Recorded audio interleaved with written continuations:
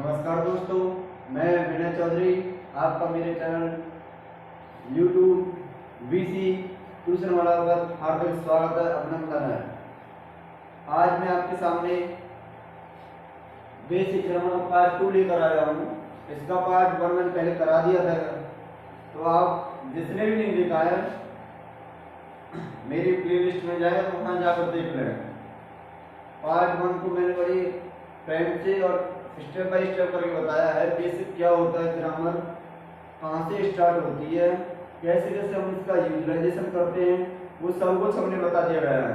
आप जाएं और वहाँ पर मेरी प्लेलिस्ट है, उसे देखें जिसने भी नहीं देखा है। और आज मैं आपके सामने पार्ट 2 लेकर आया हूँ, इसे ध्यानपूर्वक देखें।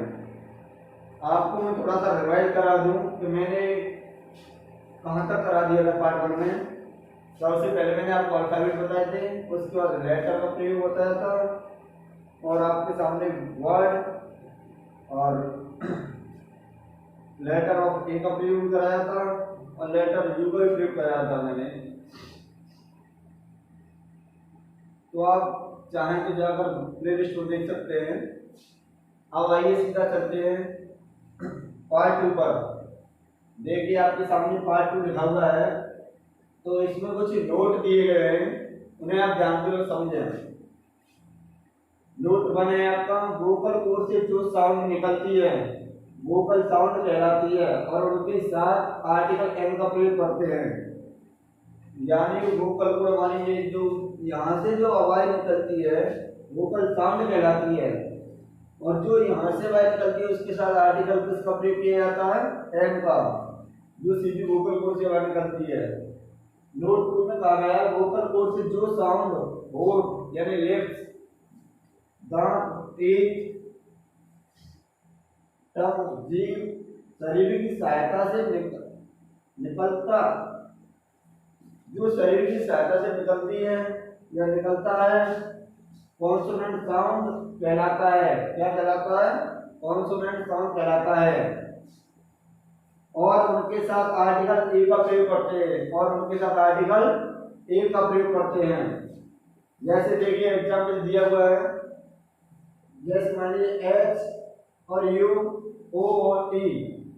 एच से हमारा आवर और हॉर्स, यानी दो शब्द बनते हैं, आवर और हॉर्स।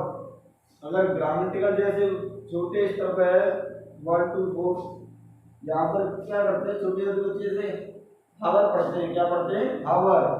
मगर जैसे हम थोड़ा थोड़ा बच्चे स्टेप लेवल बड़े होते जाते हैं, क्लास में आते जाते 6, 7, 8, 9, 10 जैसे बड़ी बड़ी क्लास में आते जाते हैं, तो वो समझते जाते हैं कि इसे हिंदी वर्णमाला के आधार पर बोला जाता है। किसके आधार पर?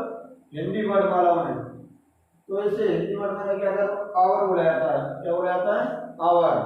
तो जो हमारी वोकल कोर्ड से जो साउंड निकलती है वह हिंदी वर्णमाला के आधार पर हम इसे नियुक्त करते हैं। जैसे यहाँ पर दिया है एच यानी आवर, आवर के साथ आर्टिकल कौन सा आया? ए, क्योंकि इसका सीधा यूटिलाइजेशन सीधा जो निकलती है वोकल कोर्ड से निकलती है। किससे निकलती है? वोकल कोर्ड से।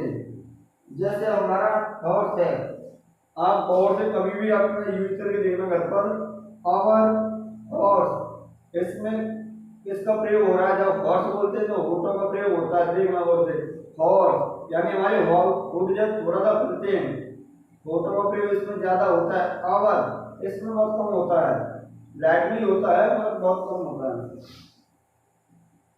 तो अगला है हमारा अम्ब्रेला।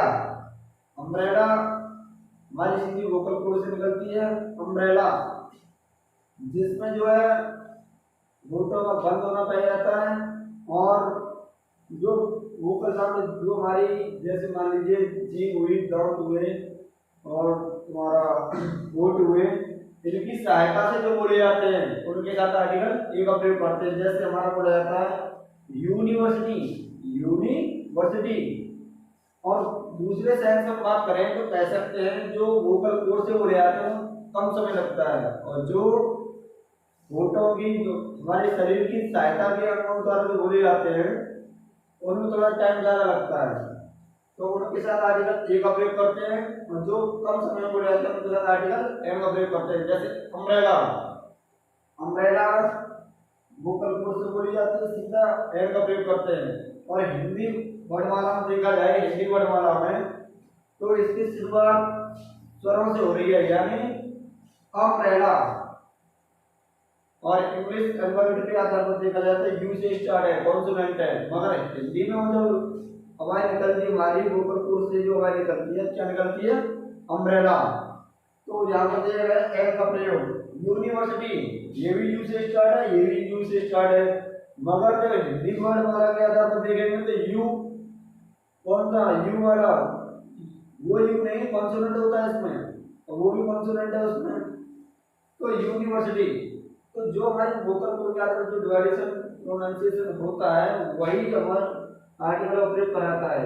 यूनिवर्सिटी, यहाँ पर आएंगे O orange, O one eyed man, यानी ऑरेंज क्या हो गया? An orange, a one eyed man, व से स्टार्ट है, वो ओ से स्टार्ट है। अब आइए ई पर, E for elephant, E for European, E for European, E for elephant. तो एलिफेंट के साथ एन का प्रयोग हुआ है आर्टिकल, और यूरोपियन के साथ आर्टिकल ए का प्रयोग हुआ है, और एलिफेंट के साथ एन का प्रयोग हुआ है। किसका हुआ है? एन का प्रयोग। तो आप थोड़ा सा इनको गौर से देखेंगे तो आपकी समझ में आ जाएगा कि क्या इनमें डिफरेंट होता है, कैसे इनका यूज होता है। जब आप देखो ध्यान से पढ़ लेना, कोई दिक्कत नहीं आएगी, बड़ा इजी है। और जो कुछ भी समझ में नहीं आए तो कमेंट कर देना कि ये हमारी समझ में नहीं आया, मैं फिर दोबारा से बता दूंगा उसको कल। तो आज इतना ही, और अगला जो भी टॉपिक होगा नेक्स्ट वीडियो में होगा, थोड़ा सा इंतजार कीजिए। अभी आते हैं, कम बैक। Thank you.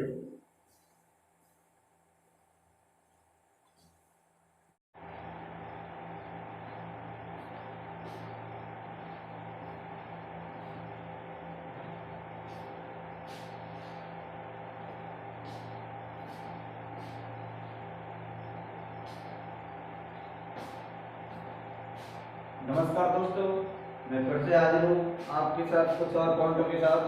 क्योंकि जो वीडियो मैंने पिछली बनाई थी उसमें कुछ पॉइंट रह गए थे, मैं फिर से आ गया हूँ। आप समझिए दोबारा से, जो हमारे कुछ पॉइंट रह गए थे उसको बता रहा हूँ, ध्यान से सुनिए। इसमें अगला पॉइंट है, अगला नोट है, ऐसा वर्ड जिसकी वायु डब्ल्यू की सहायता से उस शब्द से पहले, कहने का मतलब ये है, ऐसा वर्ड जिसकी शुरुआत वायु डब्ल्यू की सहायता से हो। इसमें एक शब्द रहेगा शुरुआत, वो आप लिख लेना। चलो मैं यहाँ लिख देता हूँ, जिसकी शुरुआत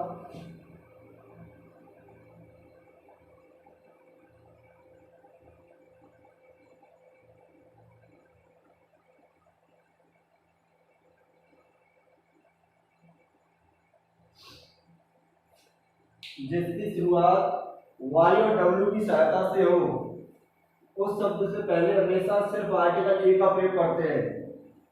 जैसे एग्जांपल देखिए, a year, a weird, a year, a weird, यानी कि इसमें कहा गया है सब्जेक्ट में जिसकी शुरुआत वाई, जो लेटर वाई होता है, और लेटर डब्ल्यू से जिस शब्द की शुरुआत हो उससे पहले आर्टिकल ए का प्रयोग करते हैं। किसका प्रयोग करते हैं?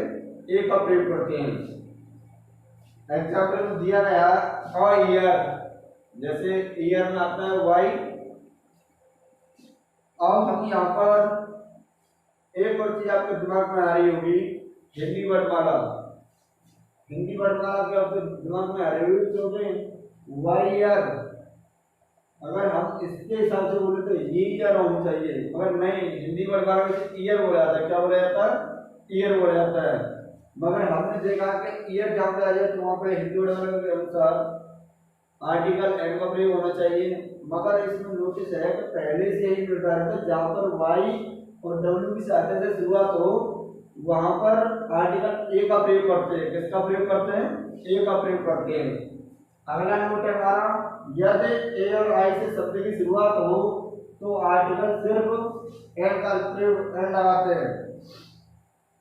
यदि ए और आई से शब्द की शुरुआत हो तो आर्टिकल सिर्फ एन लगाते हैं। जैसे an import an ass, an import an आस।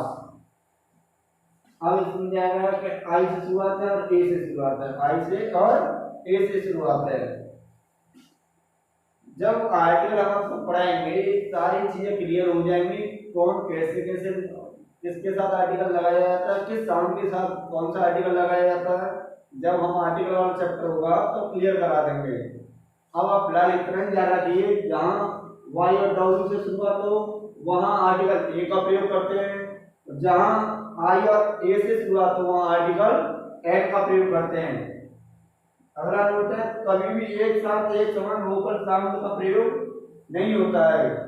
जो इस वाले नोट में दिया गया है, कभी भी एक साथ एक समान वोकल साउंड का प्रयोग नहीं करते हैं। जैसे this is a ass, this is a ass, यानी कि एक समान एक वोकल साउंड जो हमारे एक साथ एक समान वोकल साउंड का प्रयोग हो रहा है वो नहीं करते हैं। जैसे दिस इज अ आस, यानी बोलने में जो हमारी वोकल से साउंड निकल रही है वो समान निकल रही है। कैसे निकल रही है? समान निकल रही है। कैसे? आस।